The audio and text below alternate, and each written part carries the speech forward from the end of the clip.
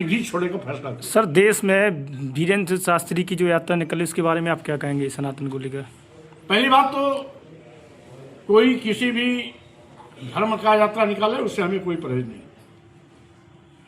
लेकिन हिंदू राष्ट्र की मांग को लेकर के अगर कोई यात्रा निकाली गई है तो ऐसे लोगों के खिलाफ राष्ट्रद्रोह, देशद्रोह के आरोप में मुकदमा दर्ज कर जेल की सलाखों में भेजना चाहिए। जब 1947 आजादी के बाद भारत संप्रभु राष्ट्र बन गया, भारत का अपना संविधान बन गया, देश बंटवारे की कोशिश क्यों? राष्ट्र जो हिंदू राष्ट्र की मांग कर रहे हैं वो देश के बंटवारे का बीज बो रहे हैं, देश को बंटवारे की ओर ले जा रहे हैं।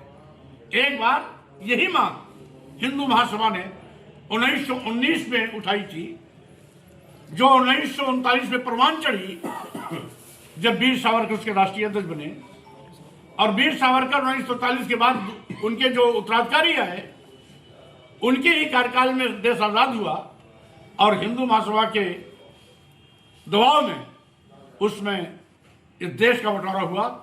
एक तरफ भारत बना, दूसरी तरफ पाकिस्तान बना। आज फिर हिंदू महासभा के तर्क पर छतरपुर के बाबा बागेश्वर हिंदू राष्ट्र की मांग करके फिर देश को बंटवारे की ओर ले जा रहे हैं। स्वाभाविक रूप से अगर हिंदू राष्ट्र की मांग करना जायज है तो बौद्ध राष्ट्र क्यों नहीं, खालिस्तान क्यों नहीं, सिख राष्ट्र क्यों नहीं, और यहां पर मुस्लिम राष्ट्र क्यों नहीं? इसलिए क्योंकि सभी धर्म, पंथ, संप्रदाय से बड़ा देश है, इसलिए किसी भी धर्म, पंथ, संप्रदाय को देश के अस्तित्व के साथ खिलवाड़ करने की छूट नहीं मिलनी चाहिए। जो भी देश को कमजोर करने की कोशिश करता है, देश को बंटवारे की ओर ले जाना चाहता है, देश के बंटवारे का बीज बो रहा है, उसके खिलाफ कड़ी से कड़ी कानूनी कार्रवाई करते हुए जेल के सलाखों में भेजना चाहिए। ऐसे लोगों का राष्ट्रद्रोह का मुकदमा दर्ज होना। हिंदू धर्म और हिंदू राष्ट्र को लेकर कि बागेश्वर धाम के ऊपर कार्रवाई होकर जेल के अंदर सलाखों के अंदर बंद किया जाना चाहिए। इसके पहले भी आपकी जो बयान आए हैं, चाहे रामचरितमानस को लेके हो, अयोध्या में संतों को लेके हो, और अभी आपने उसके लिए भी कहा है हिंदू धर्म से रिलेटेड कि उसमें से सुधार करके रामचरितमानस को दोबारा से लिखा जाना चाहिए। तो आप क्या हिंदू धर्म में विश्वास नहीं रख रहे हैं, या एक वर्ग विशेष को साधने के लिए इस तरह की जो है हिंदू विरोधी जो बयान दे रहे हैं, जिससे बराबर आप सुर्खियों में बने हुए हैं? पहले तो ये बताइए आप क्या चाहते हैं? नहीं, मैं आपका इसमें तो मानस की बात हुई नहीं, इस पर नहीं, लेकिन 2 साल पहले की बात हुई।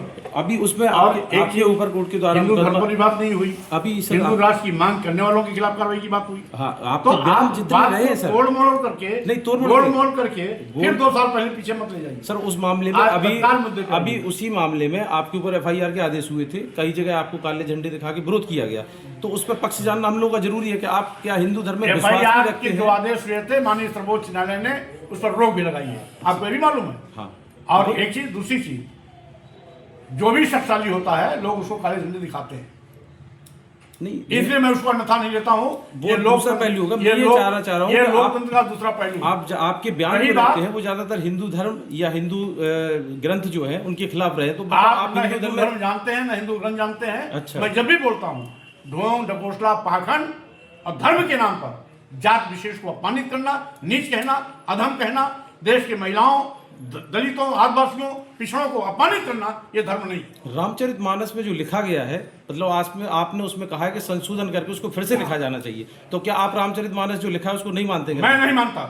ये अगर किसी दलित, आदिवासी, पिछड़े को गाली दी जाती है वो धर्म नहीं हो सकता, और इसके लिए मैंने प्रधानमंत्री, राष्ट्रपति को भी पत्र लिख के भेजा है, ऐसे हवा में नहीं बोला। इसीलिए जिस रामचरितमानस में जे बड़ाधम तेल कुम्हारा सुपच किरात कोल कलवारा, यानी जाति सूचक शब्दों को लेकर अधम कहा गया हो, ढोल गंवार शूद्र प्रश्नारी सकल ताड़ना के अधिकारी, देश की समस्त महिलाएं और शूद्र मारने पीटने के पात्र बताए गए, जहां दलित पूजे विप्र सकल गुणहीना, और पूजन शूद्र गुण ज्ञान प्रवीणा, ये दोहरा जो मानदंड है ये धर्म नहीं है। और राम की बात करते हो, राम का एक आदर्श था जो हिलने के झूठे बैर खाए, निषाद को गले लगाया।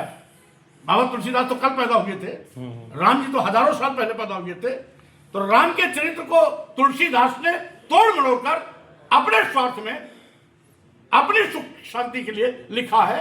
यह धर्म नहीं है, यह धर्म के नाम पर सौतेला व्यवहार है इस देश के दलितों, आदिवासियों, पिछड़ों और महिलाओं के साथ। उसी में सर दूसरा पक्ष जो है, अगर आप नहीं मानते हैं तो तुलसीदास जी ने लिखा है केवट के पैर धुए थे रामचंद्र जी ने, तो उसमें फिर नहीं हुआ था कि समाजवाद या दलित को मतलब मैं नहीं कह रहा हूं, किया राम का आदर्श दूसरा था। राम का आदर्श वो भी उसी में तुलसीदास में लिखा है। नहीं, तुलसी, एक चीज सुनो, आप पहली बात तो किसी को भी अपमानित करने के लिए धर्म के नाम पर आप उन पर आप नहीं कह सकते। किसने लाइसेंस दे रखा है? आप दलितों को नीच कहेंगे, अधम कहेंगे, मारने पीटने की बात बताएंगे? पढ़ा लिखा विद्वान कितना भी, दलित आदिवासी पिछड़ा कितना बड़ा विद्वान हो, उसका सम्मान ना हो, अपमान किया जाए, ये लिखेंगे? तो मैंने आपत्तिजनक टिप्पणियों, आपत्तिजनक चौपाइयों पर उंगली उठाया है, पूरी रामचरितमानस पर नहीं।